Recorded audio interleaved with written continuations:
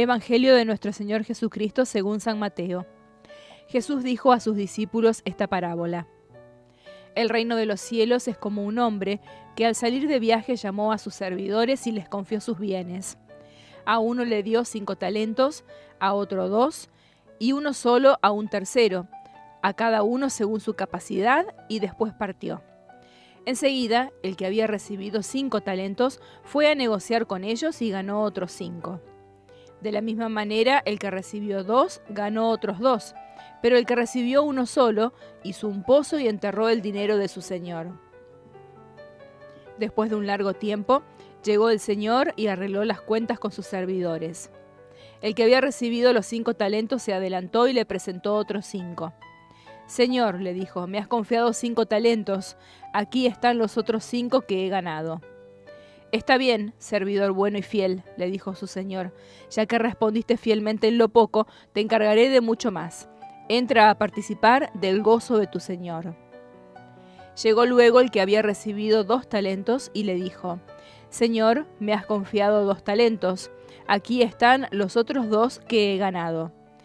Está bien, servidor bueno y fiel, ya que respondiste fielmente en lo poco, te encargaré de mucho más. Entra a participar del gozo de tu señor. Llegó luego el que había recibido un solo talento. Señor, le dijo, sé que eres un hombre exigente. Cosechas donde no has sembrado y recoges donde no has esparcido. Por eso tuve miedo y fui a enterrar tu talento. Aquí tienes lo tuyo. Pero el Señor le respondió, servidor malo y perezoso. Si sabías que cosecho donde no he sembrado y recojo donde no he esparcido, tendrías que haber colocado el dinero en el banco y así, a mi regreso, lo hubiera recuperado con intereses. Quítenle el talento para dárselo al que tiene 10, porque quien tiene se le dará y tendrá de más, pero al que no tiene se le quitará aún lo que tiene. Echen afuera a las tinieblas a este servidor inútil. Allí habrá llanto y rechinar de dientes. Hola amigos y amigas, nos encontramos ante estas parábolas de Mateo, esta riqueza tan bella del Evangelio. Las parábolas del reino de los cielos. El reino de los cielos es el lenguaje que utiliza el evangelista Mateo. Es lo mismo que decir el reino de Dios, que muchas veces nosotros confundimos, pensamos que el reino de los cielos es el cielo, es el paraíso. Esa es la plenitud del reino de los cielos. Pero el reino de los cielos, o reino de Dios, se va haciendo en el aquí y en el ahora. Es el reinado de Dios que justamente coincide con la propuesta de Jesús. Podríamos decir, Jesús es el reino de los cielos, Cristo es el reino de los cielos. Él es el reino de Dios. Su propuesta, su mandamiento nuevo del amor, Él es el reino de Dios. El reino de los cielos, dice la parábola de hoy, es como un hombre que al salir de viaje llama a los servidores y les confía sus bienes. ¿Quién es este hombre en la parábola? Es Dios. Este hombre es Dios. Llama a sus servidores y les confía sus bienes.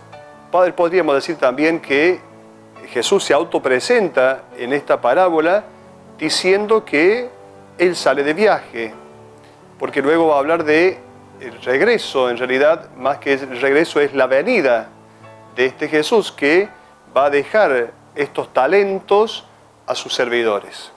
Dios es Jesús, ese hombre que se va de viaje.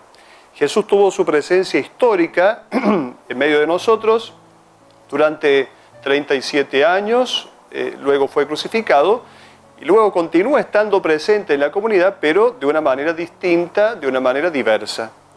Jesús llama entonces a sus servidores. Este hombre en la parábola llama a los servidores. Son servidores. Es un hermoso título, servidor. El servidor es el que sintoniza con el pensamiento del dueño, del patrón. Servidores, no dueños. Entonces, a ellos se les confía estos bienes, estos talentos, a los servidores. No son ellos los dueños de los talentos, sino que son servidores. Ponen toda su vida a disposición del pensamiento del patrón, de este hombre que en la parábola está identificado con Dios, con Jesús. Estos servidores reciben entonces sus bienes. ¿Los bienes de quién? Del patrón, del dueño. Reciben estos talentos, a ellos se les confía estos bienes, estos talentos, se les confía. Y esto es muy importante. Dios quiere confiar en el hombre muchas posibilidades, grandes posibilidades. Dios quiere confiar al hombre grandes cosas, y estos son los talentos, pero son de Él. Los bienes son de Dios. Los confía el hombre como administrador, no como dueño. El hombre es administrador, la comunidad cristiana es administradora del reino de Dios, está al servicio del reino de Dios, la iglesia está al servicio del reino de Dios. La iglesia no es la dueña del reino de Dios. La iglesia siempre se refiere al reino de Dios, porque está al servicio del reino de Dios. Entonces, le confía sus bienes. Los bienes son no de los servidores, ellos tienen que administrar. Y es importante ver cómo Dios confía en nosotros grandes cosas, talentos. Muchas veces la palabra talento la asociamos a capacidades. De hecho, podemos pensar en algún programa televisivo en el cual se descubren talentos, utilizamos esta expresión, talentos de algunas personas como capacidades, cualidades escondidas en cada persona. En el Evangelio, la palabra talento no hace referencia a las cosas naturales que cada persona tiene. No hace referencia a eso. Se trata de algo absolutamente diverso, de algo ulterior que uno recibe, pero no es esa capacidad de cada uno. De hecho, el Evangelio distingue los talentos de la capacidad, justamente. Va a decir, a uno se le dio 5 talentos, a otro 2 talentos, a uno, a un tercero, un talento de acuerdo a las capacidades, según la capacidad de cada uno. Por lo tanto, las capacidades y los talentos no es la misma cosa, no es la misma realidad. Por lo tanto, tendríamos que ya decir que es talento. Sabemos que los talentos no son monedas. Los talentos, muchas veces se ha pensado que el talento es una moneda. No, es una medida de peso que tiene su equivalencia, una medida de peso de plata, del metal plata. Equivale a 20 años de trabajo. En la época de Jesús equivalía un talento a 20 años de trabajo, al sueldo que recibe la persona en 20 años de trabajo. Por lo tanto, un talento valía muchísimo. Y el que recibe 5 talentos, empecemos a multiplicar, se trata de muchas cosas. Han recibido un talento, 2 talentos, 5 talentos. Sin embargo, pareciera que es poca cosa. En el Evangelio se dice, ya que respondiste fielmente en lo poco, te encargaré de mucho más, entra a participar del gozo de tu Señor. ¿Acaso es poco? Ciertamente es poco comparado con lo que viene después. Es poco lo de ahora comparado con lo que viene después. Vamos a poner esta comparación. Un niño que se va gestando en el vientre de su madre durante 9 meses, es poco ese puñado de vida comparado con la otra vida, la otra posibilidad de vida que viene después, o todas las posibilidades que se le abren después que nace. Entonces, es poco, va a decir el Evangelio, justamente el que es fiel en lo poco, es fiel en lo mucho, te encargaré mucho más, entra a participar del gozo de tu Señor. Pero, si para nosotros, visto desde este punto de vista, es mucho, imaginémonos lo que viene después de este mundo, es mucho más, absolutamente mucho más. Bien, ahora veamos qué es el talento. ¿Qué es lo que se nos ha encomendado? ¿Qué es lo que se ha puesto en nuestras manos? ¿Qué es lo que se nos ha confiado? ¿Cuál es el talento? Diríamos que este talento es el mandamiento nuevo del amor. Aquello que Jesús nos ha confiado es el mandamiento nuevo del amor. Llevar adelante este precepto, este mandamiento nuevo del amor, que no es un mandamiento externo, sino que es el Espíritu de Dios que desde adentro nos lleva a vivir, nos hace posible vivir este mandamiento nuevo del amor. Eso nos ha confiado Jesús. Y entonces, ¿qué quiere decir el escritor del Evangelio? Sabemos que los escritores del Evangelio escriben para comunidades determinadas, con problemáticas determinadas. ¿Cuál será el problema de esta comunidad destinataria del Evangelio de Mateo? Posiblemente esta comunidad se está como enfriando en la vivencia de este mandamiento nuevo del amor. Ha dejado de vivir este mandamiento nuevo del amor. Este talento lo ha escondido. Y entonces el escritor del Evangelio quiere decirle a su comunidad, es necesario poner en práctica, multiplicar este talento que nos ha dejado Jesús. Este mandamiento nuevo del amor es necesario que nosotros lo hagamos producir. No podemos enterrar este talento, no podemos sepultar este talento. Somos nosotros los responsables de que este talento vaya adelante. Somos los responsables de multiplicar este talento en el mundo.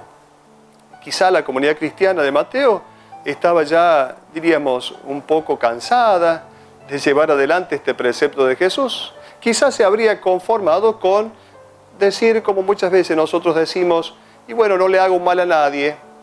¿Acaso es suficiente pensar no le hago mal a nadie? No basta con decir no le hago mal a nadie.